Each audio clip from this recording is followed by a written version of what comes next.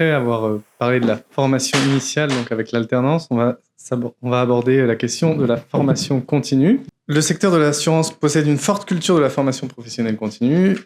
En effet, donc, il y a 142 400 collaborateurs à peu près qui ont été formés en 2023 pour un total d'environ 4 800 000 heures. Ce qui veut dire que 9 salariés sur 10 ont eu accès au moins à une formation. Et donc, en moyenne, ils ont suivi 34 heures de formation, presque 34 heures. Il faut savoir que donc, parmi les formations qui sont dispensées, il y a des formations qui sont obligatoires, qui sont donc des actions réglementairement requises.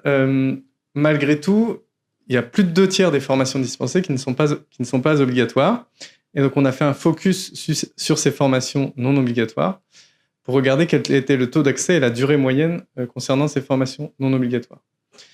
Donc, il y a 4 salariés sur 5 qui suivent au moins une formation non obligatoire, et donc ça représente en moyenne par salarié 27 heures de formation.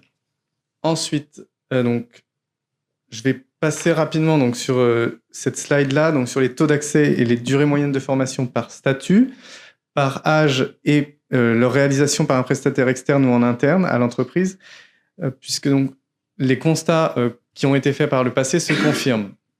Globalement, on a moins de non-cadres qui sont formés, mais des durées de formation qui sont plus longues. Une durée de formation qui a tendance à diminuer avec l'âge, et 7 formations sur 10 qui sont réalisées en interne. C'est un chiffre qui est stable, voire légèrement en hausse. Et donc, pour la suite, on va s'intéresser à la manière dont sont dispensées les formations. On constate que celles qui durent 1 heure ou moins représentent, depuis 2019, à peu près 2 tiers des formations. Il y a un phénomène d'accroissement des formations de très courte durée. Parallèlement, on a aussi un maintien à un taux relativement important des formations à distance. Le nombre de salariés qui a suivi au moins une formation à distance est en constante augmentation. Il se stabilise en 2023 autour de 95%. Il y a eu une forte augmentation puisqu'en 2018, 6 salariés sur 10 à peu près, 60 salariés sur 100 suivaient au moins une formation à distance au cours de l'année. En 2023, on est à 95 salariés sur 100 qui suivent au moins une formation à distance. Si on s'intéresse aux heures qui sont dispensées, au total des heures, il y a 34,5% des heures qui sont dispensées à distance. C'est quelque chose qui évolue. Il y a une tendance qui est plutôt à la décrue des heures de formation à distance. Ça va être intéressant de suivre par la suite comment ça va évoluer, puisque avant Covid, on avait à peu près 1 heure de formation sur 10 qui était faite à distance. Entre 2020 et 2022, on était plutôt à 1 heure sur 2. Et là, donc, on arrive à 1 heure sur 3 en 2023. Donc voilà, c'est un chiffre en constante augmentation. En constante évolution plutôt, excusez-moi. Et donc, je vous laisse réagir à ces chiffres sur la formation continue. Merci Léo. Alors, je voudrais déjà mettre ces chiffres-là au regard des moyennes interprofessionnelles. Parce que, alors déjà, je le répète chaque année, mais ce sont bien 9 personnes sur 10 qui vont en formation. On ne comptabilise pas des stagiaires, mais bien des personnes distinctes. Puisque dans l'obligation légale, on comptabilise des stagiaires, et si les personnes vont plusieurs fois en formation, on les compte autant de fois qu'ils vont en formation. Ce qui, théoriquement, pourrait conduire à avoir un taux supérieur à 100%. Donc, comme si on formait les personnes qui passaient sur le trottoir devant l'entreprise. Donc là, c'est pas le cas. C'est bien 9 personnes distinctes 9 salariés sur 10 de manière distincte qui vont au moins une fois en formation. La moyenne nationale, elle est de l'ordre de 40%. Donc on est au plus du double de la moyenne interprofessionnelle. Donc ça démontre bien sur ce premier chiffre-là que cette culture permanente et continue de la formation dans notre secteur d'activité. Et puis un point aussi que soulevé par Léo qui faisait aussi suite à des questions, des interpellations qui nous étaient faites entre les formations obligatoires et formations non obligatoires. Donc, grosso modo, les 2 tiers des formations suivies, même 70% quasiment des formations suivies, correspondent à des formations non réglementairement obligatoires. Donc, ils ne sont pas imposés par un règlement, une obligation quelconque. Je pense en premier lieu aux 150 heures minimales obligatoires pour pouvoir présenter des opérations d'assurance, ou les fameuses 15 heures d'EDA directives sur la distribution d'assurance. par rapport à ces éléments-là, pour commencer déjà par une mise en perspective globale, on voit que la formation ouverte à distance ou le e-learning prend une place de plus en plus importante. Et dans le vocabulaire, le jargon de la formation, d'ailleurs, on va parler de capsules ou de pastilles de formation. Moi, la première question, je me tourne vers Laurent. Mais est-ce qu'on risque pas finalement d'aller vers une espèce de formation à deux vitesses, entre d'un côté de plus en plus de formations sous forme de pastilles ou de capsules sur des formats extrêmement courts, et puis de l'autre des formations qui seront un peu plus lourdes ou conséquentes, au moins d'une journée? En fait, on ne raisonne pas tout à fait comme ça. Tout d'abord, on ne se dit pas qu'on va privilégier le e-learning ou la formation présentielle. On aborde la question de manière un petit peu globale autour de l'efficacité des formations, et donc le e-learning peut être un élément du mix pédagogique qui va permettre de produire les compétences dont on a besoin. Le e-learning peut offrir des avantages de gestion très très intéressants. Alors, je ne parle pas que du coût, mais aussi des avantages en termes de traçabilité, puisque bien souvent on doit faire la preuve qu'on a bien formé les personnes. Et donc c'est vrai que le e-learning permet de faire ça sans forcément dégrader la qualité pédagogique, si au bout, ce qui est recherché, c'est plutôt l'acquisition de connaissances que l'acquisition de savoir-faire. Et puis, il faut aussi remettre tous ces éléments en perspective, notamment sur la période Covid, où là, forcément, on a dû faire de la formation à distance. Depuis, en fait, nous, on s'est réorienté massivement vers des formations présentielles, alors qu'elles soient longues, qu'elles soient courtes, des formations présentielles qui, au-delà de la production de compétences proprement dites, permettent de créer du lien et puis de favoriser le fonctionnement global de l'entreprise. Merci Laurent. Je me retourne à nouveau vers Stéphanie. Côté AEMA, comment est-ce que vous abordez aussi cette question? Est-ce qu'il y a une césure qui s'opère entre des modalités de formation différentes, présentielles, distancielles? Alors, en fait, je pourrais dire exactement la même chose que ce qui vient de précéder. Je crois que, en fait, ce qui se dessine, ou en tout cas nos réflexions en ce moment, elles sont pas tant en fait de choisir distanciel ou présentiel. C'est plutôt en fait de penser de plus en plus en termes de parcours. Parce que le distanciel a beaucoup de bénéfices, en particulier quand il s'agit de connaissances à acquérir. Et il permet surtout aussi, du fait des économies générées, par exemple, c'est très simple, mais en termes de frais de déplacement ou autres, de pouvoir justement accentuer ou pousser le curseur sur d'autres séquences de formation.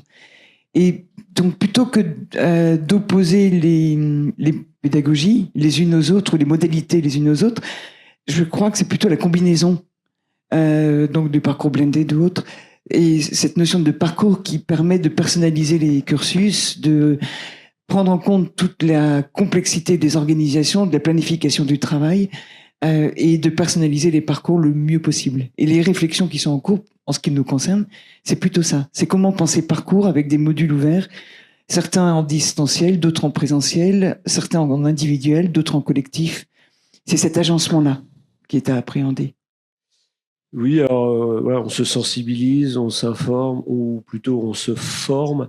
Lucie, c'est une opinion que vous partagez avec Laurent et oui, Stéphanie? Oui, tout à fait. On est tout à fait sur la même ligne. Ce qui est important également, c'est de réfléchir au moment dédié à l'apprentissage.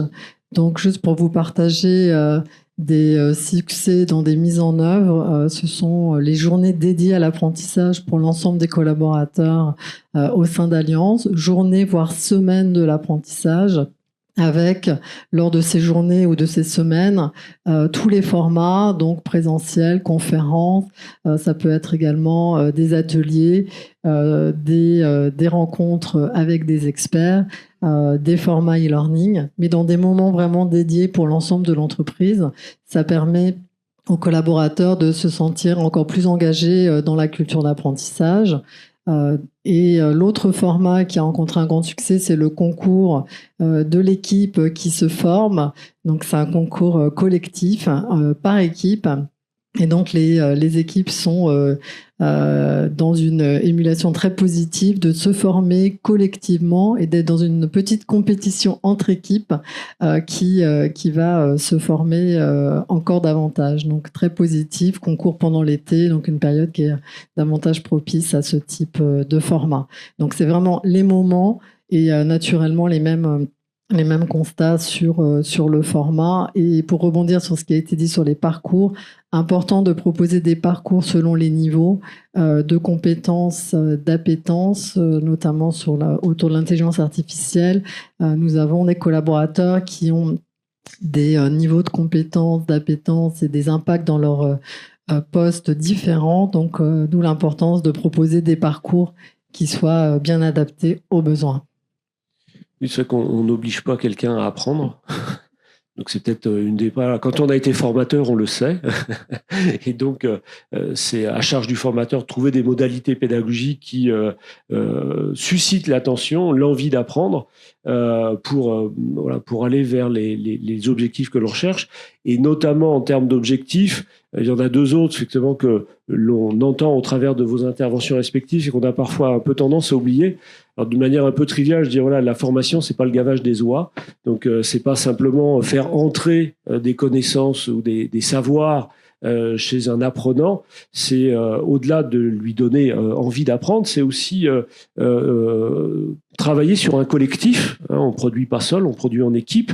Et la formation est aussi un lieu particulier en dehors des espaces de production où on rencontre des gens, on cultive son réseau, son appartenance à l'entreprise et où on partage aussi une vision commune partagée de son entreprise au-delà même de son équipe. Et cette dimension-là, je veux dire quasi stratégique finalement de la fonction formation dans la marge de l'entreprise est souvent un peu mise de côté. C'est un peu dommage parce que ça joue un rôle très important. Et puis il y a aussi cette notion de personnalisation sur laquelle vous insistiez. Alors c'est vrai que le e-learning offre des modalités, des possibilités énormes. Alors on en est sans doute qu'au début, mais on peut imaginer que dans les modalités d'apprentissage, d'ancrage mémoriel pour faire savant, tout le monde n'apprend pas de la même manière. On n'est pas sensible, n'a pas les mêmes sensibilités pour retenir les choses. Donc elles sont en nombre identifié et limité. Mais le learning peut aider à la fois à identifier des modalités d'apprentissage, d'ancrage mémoriel différents selon les individus, et puis d'avancer plus vite en tenant compte justement des prérequis et des besoins particuliers des uns et des autres. Valérie, tu me disais que tu étais récemment à un salon et que cette question-là avait aussi été abordée. Parce que sinon, à distance, ils ne vont pas t'entendre. Moi, j'étais partie dans l'échange, j'oublie le micro. Oui, tout à fait. On parlait d'e-learning, on parle de classe virtuelle, on parle de présentiel. Et dans les échanges que j'ai pu avoir, il y a aussi l'usage des SIA aujourd'hui sur le volet formation et notamment les systèmes d'information feedback. Je vous reternue l'expérience que j'ai vécue au salon IN il y a quelques semaines où il y avait un conférencier universitaire dans l'informatique qui expliquait que effectivement à ses étudiants il leur enseignait l'informatique, mais qu'aujourd'hui il y avait d'autres compétences qui étaient nécessaires de développer et notamment la relation avec le client entre guillemets, l'analyse de besoins, compréhension de son besoin, cahier des charges. Et ça, c'était quelque chose qui manquait dans son cursus. Alors du coup, effectivement, ce qu'il a fait, c'est qu'il a développé un système d'information lié au feedback pour permettre effectivement à ses étudiants de développer ses compétences d'analyse de besoins. Et ce feedback personnalisé, grosso modo, c'est quoi? C'est analyser, on va dire, la performance de l'étudiant, de l'apprenant, et de lui proposer en retour des solutions adaptées spécifiques, adaptées à lui, adaptées à son besoin, et qui vont lui permettre très rapidement de s'améliorer, de renforcer les compétences sur lesquelles il a des faiblesses. Voilà une illustration. Donc, je dirais, on a tout cela. Et demain, il y aura l'IA aussi qui vont nous offrir d'autres possibilités, d'autres champs possibles. Alors, on parle beaucoup de formation, alors celle qu'on fait rentrer dans la petite case du réglementaire, dans les bilans, dans les plans de développement des compétences, ex-bilan de formation. Mais il y a aussi, et on le soulignait dans les différentes études, d'autres modalités particulières d'acquisition de compétences et qui passent pas nécessairement par le fait d'être dans une salle de cours ou devant un écran avec une session de e-learning. Je pense en particulier aux AFEST ou à d'autres modalités par lesquelles on développe ses compétences et on progresse dans la maîtrise de son art, dans la maîtrise de son métier. Alors, qu'est-ce qu'il en est de ces autres modalités de développement des compétences dans vos entreprises respectives? Est-ce que ce sont des choses que vous développez de plus en plus, qui correspondent à des axes forts, alors à la fois de vos politiques de formation, de développement des compétences, mais qui participent sans doute aussi à l'intégration des nouveaux entrants dont on parlait juste avant? Laurent? Ouais. Oui, tout à fait. C'est vraiment quelque chose qu'on développe fortement à l'heure actuelle dans nos pratiques de formation. On est parti de l'étude qui avait été réalisée par l'Observatoire des métiers sur l'évolution des compétences à l'ère du digital. Je ne sais pas si je le dis bien. Et en fait, qui montrait que pour être un bon professionnel, il fallait certes maîtriser sa technique, mais il fallait être capable d'en parler aux autres. Et il fallait aussi être capable de comprendre ce que les autres attendaient de nous. Et du coup, on a continué à développer des programmes qui permettent tout simplement aux personnes de se connaître, de se comprendre. Et en fait, pour se connaître, pour se comprendre, il faut aussi connaître le terrain, donc aller regarder jusqu'au plus près des situations de travail. Merci Laurent. D'autres réactions par rapport à cette autre manière de compléter la formation officielle, j'ai envie de dire? Peut-être juste un partage d'expérience, c'est que la FEST, c'est un programme ou une possibilité qui est très concrète. C'est une réelle opportunité. Je crois que la majeure partie des métiers, en particulier dans l'assurance, n'ont pas attendu la FEST pour former au poste de travail, partager, transmettre des savoirs ou des savoir-faire, loin de là. Et pour tout vous dire, de manière très concrète, nous nous sommes engagés, en fait, nous avons souhaité nous engager dans la FEST avec des certifications et puis finalement, nous avons continué de faire de la formation avec des transmissions au poste de travail sans pour autant rentrer dans les fourches codines de la FEST, qui à nouveau en fait ajoute en réalité une couche de complexité administrative et des contraintes, et c'était juste très difficile à mettre en œuvre. Donc pour l'instant, nous n'y sommes pas encore revenus. Nous attendons qu'il y ait des simplifications. Effectivement, oui, fourche codine, oui, in cauda venenum, pour ceux qui ont fait du latin. Effectivement, c'est pas forcément la panacée.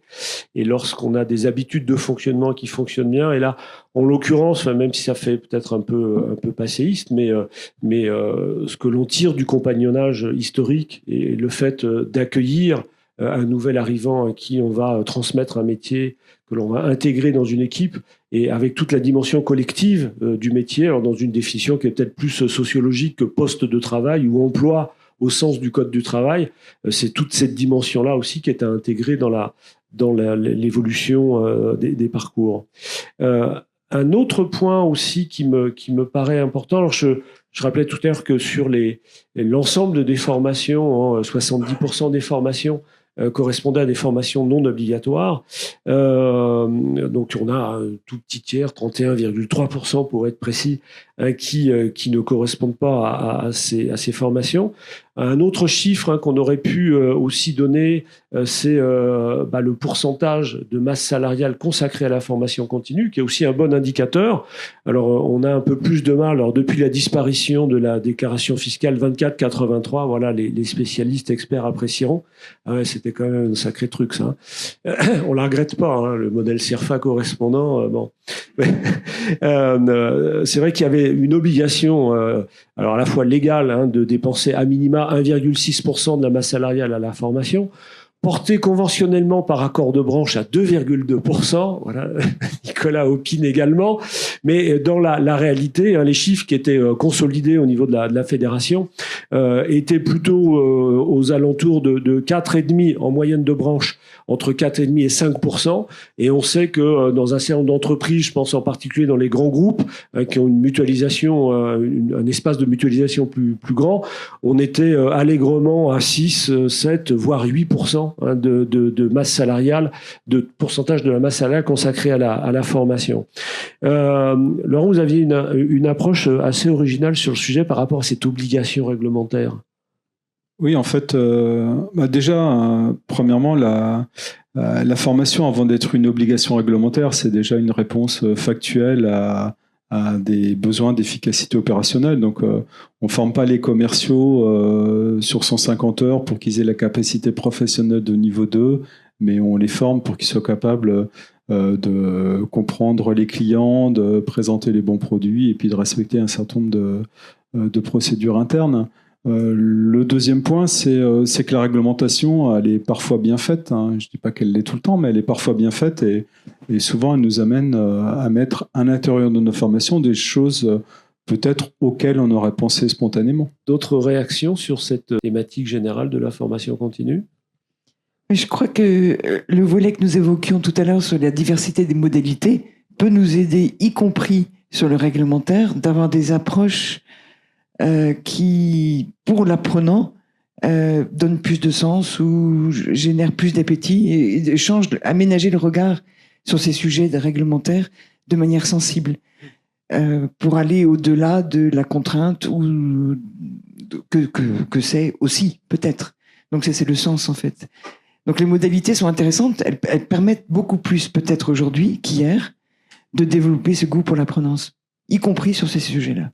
Et Dieu sait s'il y a une inflation. Oui, il y a effectivement une inflation réglementaire, mais c'est intéressant de voir l'évolution de ces chiffres parce que, sans opposer, comme les uns les autres le disaient, le distanciel et le présentiel, avec même, on reviendra sur cette thématique-là lorsqu'on parlera du télétravail tout à l'heure, mais on voit bien que la formation, c'est aussi donner du sens, et ce sens, on le trouve en collectif et pas uniquement en individuel. Et que, alors quand on gère des budgets formation, on connaît la part respective des coûts pédagogiques versus les frais d'hébergement, de déplacement et tout ce qui va autour, et qui sont loin d'être négligeables. Donc à la fois, ce sont des économies financières au bon sens du terme, parce que ce sont des économies qui sont injectées dans de l'utile et avec des modalités qui laissent finalement, quand je disais qu'on n'oblige pas quelqu'un à apprendre, il y a sans doute des périodes, des moments qui sont plus propices à l'apprentissage et que c'est la possibilité, au travers d'une application, sur un temps dédié de disponibilité intellectuelle, d'acquérir ce dont on a besoin pour bien faire ou mieux faire son métier. Et sans doute qu'enfermé, là aussi, ceux qui ont été formateurs le savent très bien, on ne peut pas rester concentré pendant 7 heures d'affilée. Et donc, on a forcément des moments d'évasion, on va le dire pudiquement comme ça.